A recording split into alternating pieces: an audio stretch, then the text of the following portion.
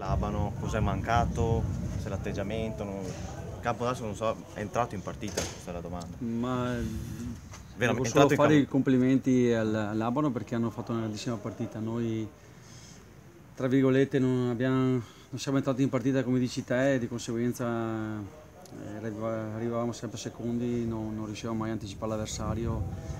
I rimpalli erano tutti a loro favore e quindi ci è mancata anche quel pizzico di cattiveria e quell'animo agonistico che ci vuole per andare a fare un po' di battaglia con l'avversario. Loro avevano molto più intensità di noi e quindi abbiamo rischiato anche di subirne anche di più di 4 gol, quindi una giornata da dimenticare.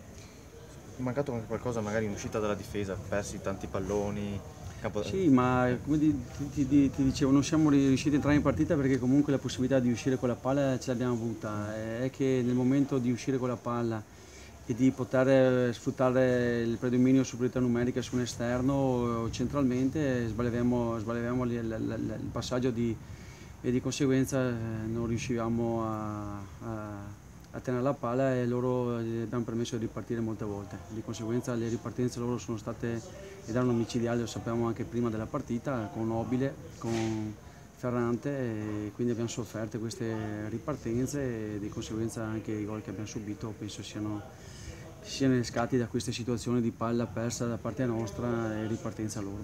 Abbiamo visto che ha provato a cambiare le pedine in difesa, in posizione più Sì, di una volta anche nel corso della partita.